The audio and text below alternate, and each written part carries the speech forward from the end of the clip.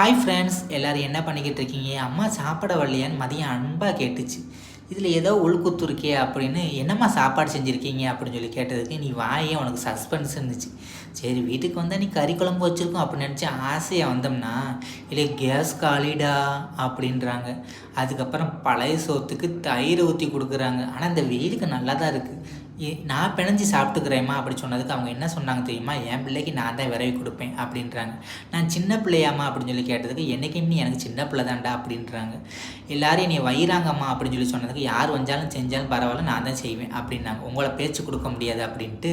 தொட்டுக்கடெல்லாம் ஒன்றுமே வைக்கலையாம்மா அப்படின்னு சொல்லி கேட்டதுக்கு, அது எப்படிரா வெறுமனை சோத்தையாக திங்க முடியும், மாங்காய் ஊறுகாய் இருக்குது அப்படின்னுச்சு. எனக்கு இது தேவை தான்.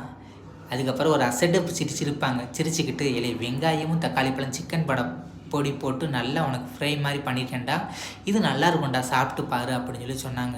என்னம்மா கண்ணிலே காட்ட மாட்டேங்கிற அப்படின்னு சொல்லி கேட்டதுக்கு, ஏன்டா பறக்கிற, சாப்பிட போதாவது வாயை மூடுடா அப்படின்றாங்க. சரிம்மா, அதுக்கப்புறம் பேசாமல் இருந்துட்டேன். தக்காளியும் வெங்காயம் போட்டு நல்லா ஃப்ரை சிக்கன் பொடி போட்டு செம்மையாக இருந்துச்சு.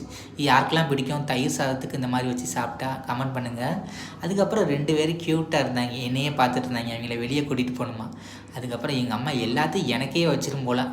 அதுக்கப்புறம் போதுமா சொன்னாலும் கேட்க மாட்டேங்கிறாங்க. நீ சாப்பிட்றா அப்படின்னு சொல்லி சொல்கிறாங்க. இதான் ஃப்ரெண்ட்ஸ் தாய்ப்பாசம். என்ன தான் அடித்தாலும் பிடிச்சாலும் சண்டை போட்டாலும் நம்ம மேலே இருக்கிற பாசம் அவங்களுக்கு குறையவே குறையாது ஃப்ரெண்ட்ஸ். அதுக்கப்புறம் 2 பேரும் க்யூட்டாக உட்காந்துருந்தாங்க. அதுக்கப்புறம் ரியா குட்டி வெளியே போமான்னு கேட்டதுக்கு, அது 2 பேரும் பார்க்குற ரியாக்ஷனை பாருங்களேன். ரியா நிக்கி அப்படின்னு சொன்னோடனே க்யூட்டாக பார்ப்பாங்க. 2 பேருமே அழகு பிள்ளைங்க ஃப்ரெண்ட்ஸ். மேலே பார்க்குறத பாருங்கள்.